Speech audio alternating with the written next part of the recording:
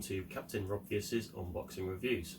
Today we're going to be taking a look at the first player DK-D3 Micro-ATX gaming chassis. I recently picked this up for a budget PC build and upgrade that I'm currently doing, so watch out for future videos for that. What I'm going to do with this video is do an unboxing of the product, tell you what I obviously think and like about the product and what I dislike about the product, and then you can make a decision whether or not it's going to be good for you. So let's get started. So here it is, folks. This is the first player DK-D3 case. So I'll just do a quick tour of the external before going into the interior of the case itself. So I'll start with the front.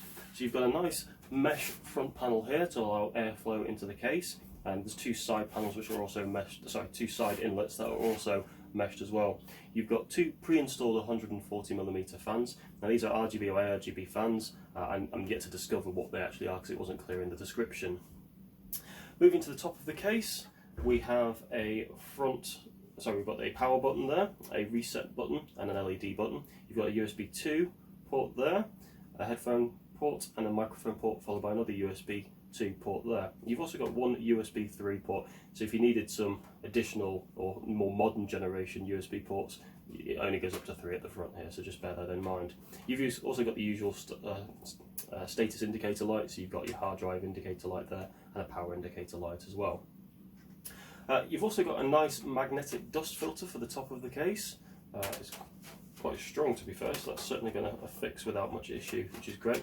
Whether or not you can change the orientation of this and use this on the front of the case, I'm not too sure. I will try, maybe whilst I'm doing a build, so watch this space. Top, there's obviously some cutouts as well, and this obviously means that you can install some additional fans or potentially a radiator on the top of the case. So you've got space for another two 140mm front fans, like you have on the front, or two 120mm fans. It's really down to your preference what you install. So that's pretty much it for the front and top of the case. So I'll just move around to the rear of the case before I go into the interior. So you've got your I/O cutout there for the rear of your motherboard backplate.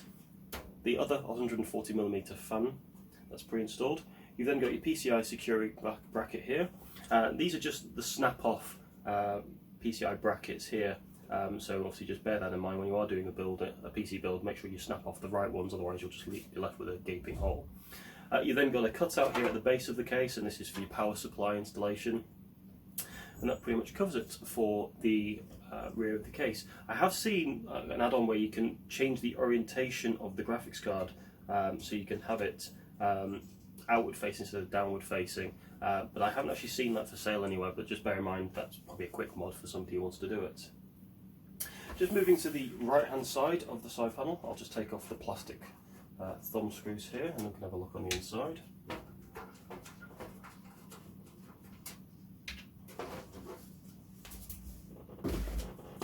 Okay, so you can obviously see straight away you've got a large cutout here for the rear of the motherboard itself. This is great because if you are installing a third-party CPU cooler that comes with a bracket itself, you can access that quite easily without having to take the entire motherboard out and everything that comes with it. Usual collection of wires, I'll go through those in a moment, and the usual bag of screws. It's nice to see that they've actually bundled along with the screws some cable ties, which will help with your cable management later. So alongside the rear motherboard cutout, you've also got some additional cutouts here, which are for the routing of cables. So you've got one there, one there, one there, and there's actually one at the front and there's two in the mid of the case. So this will help with routing your cables from your power supply, which will sit down here, up into the main unit of the case itself without interfering with the aesthetics and the looks of the main case unit. So that's nice to see, and they're actually rounded as well, so it means that you're not going to cut yourself or even cut the wires when routing those cables through, which is a nice feature to see. What they've also done is they've actually introduced a kink into the chassis here, which is great because it basically means for the bulkier cables that might impact on the actual side panel itself, they should be able to sit a bit more flush into the case, which is a nice feature to see. I've not actually seen that on a lot of budget cases, so that's good to see. In addition to that, for your storage, you've got space here for one 3.5-inch hard drive and one SATA drive to sit on top. The unit is removable, there's two screws at the base of the case, so that can be taken out if you need to. And then you've got this area here, which is for your standard ATX power supply. If you did want to install an extended power supply, you'd have to remove this bay, so just bear that in mind.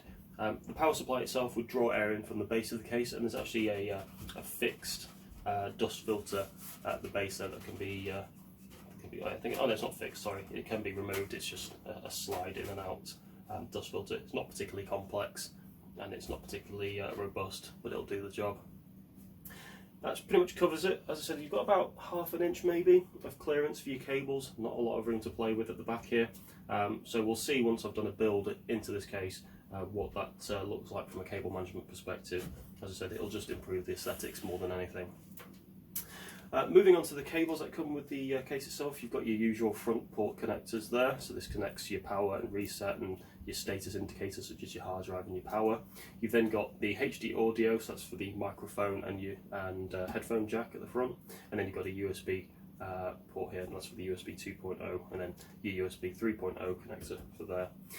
The fans themselves, disappointingly, they look like they're connected via all Molex connectors. So, and there appears to be a separate switch here, which links to this simple hub, which must link to the button at the front of the case. So that's a bit disappointing. It would have been nice to see more traditional 4 or 3 pin power fan head connectors and usual ARGB or RGB connectors, but it's a budget case, you can't have everything.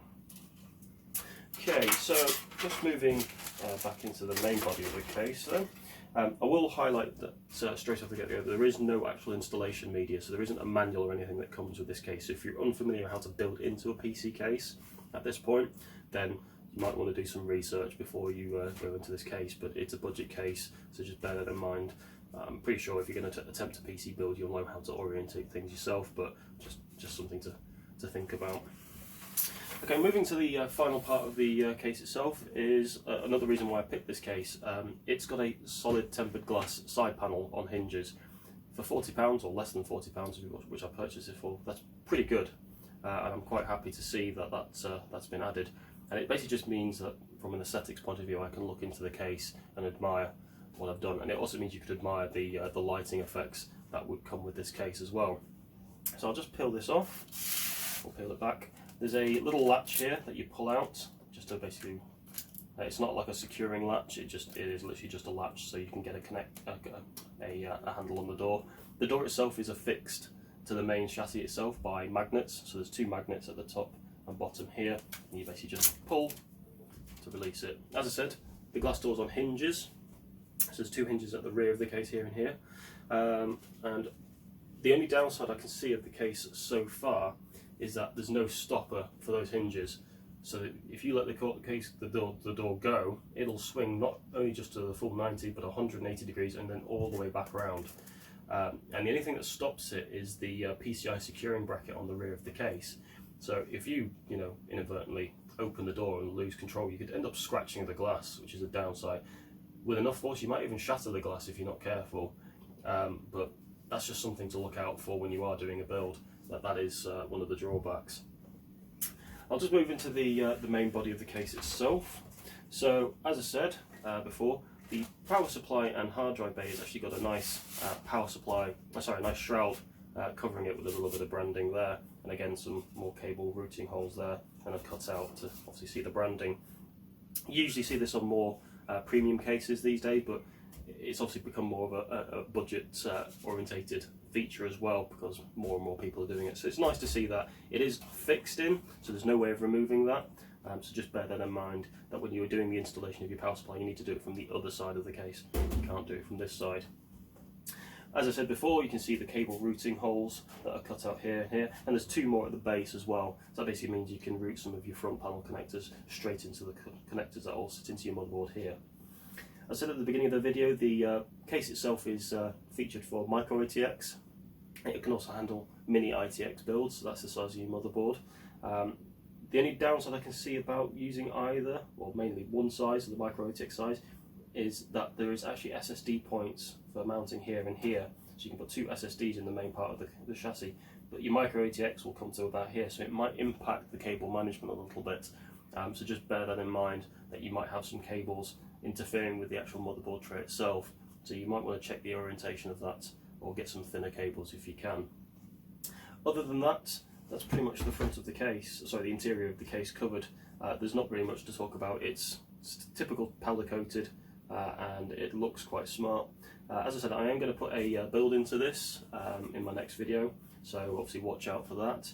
I'm not too sure about the radiator compatibility at the moment. The fact that the top can actually handle 220mm fans or 240mm fans should suggest that there's enough clearance to mount a decent 240mm radiator at the front, sorry, at the top and potentially at the front. One thing I haven't mentioned actually, and again it's a nice feature to see, is the fans themselves are actually secured. I'll show you at the rear of the case, be better.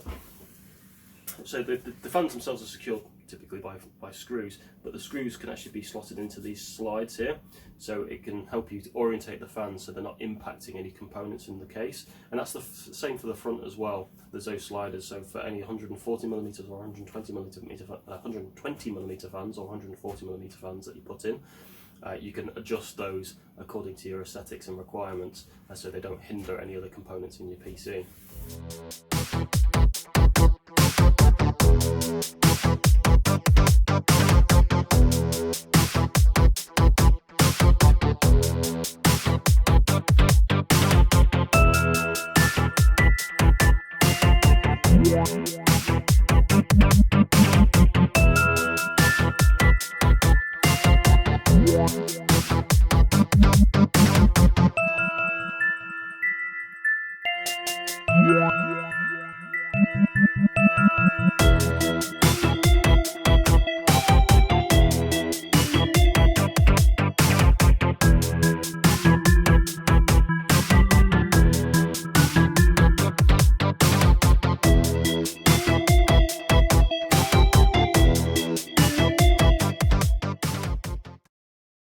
So there we have it folks, my first unboxing review of the First Player DK-D3 Micro-ATX gaming case. As you can see from the light show over my shoulder, I will be utilising this case for my main PC going forward for gaming and content creation. So very much I enjoyed it despite some of the budget shortcomings that it had.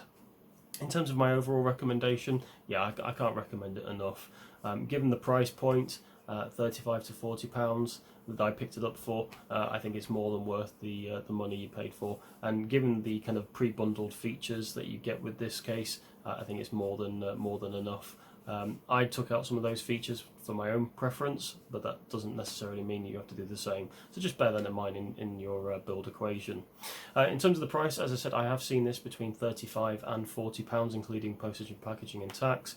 But just bear in mind that I have seen this price fluctuate wildly. So any of the retailers that you can see out there right now, CCLs, eBuy, Amazon, the price has been seen to fluctuate, as has the stock level. So just again factor that in to your build equation. One final note, I would like to thank CCL Computers for supplying the case behind me. As per usual, those guys offered a great service, so I'm really happy with the product that they've supplied and the service that they've also supplied in this instance. So that pretty much sums it up folks. So if you liked the video, please give it a thumbs up. If you didn't like it, please give it a thumbs down. As with anything, this is my first video, so I would really appreciate any feedback, good and bad. Bear in mind I am a complete novice, and you'll be laughing at the amount of takes I've had to do just for this video. But please give me some feedback, I'd very much appreciate it. This is going to be the first of many unboxing videos of other products for PC components. I will also be doing gaming streaming from Twitch and also on YouTube, so do watch out for that. If you are interested in that content, or if you have any suggested content that you'd like to see on this site, please reach out to me. But for the moment, hit the subscribe button and we'll take it from there. Thanks for watching and stay tuned.